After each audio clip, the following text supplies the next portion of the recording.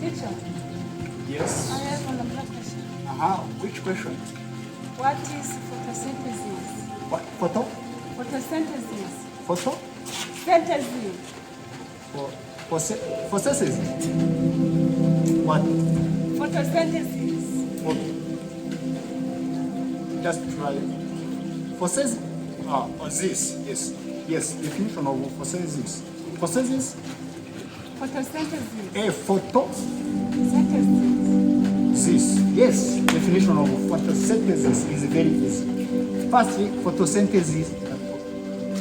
Photosynthesis comes from photo. Photo. Do you know photo? No. The photo. And also, this.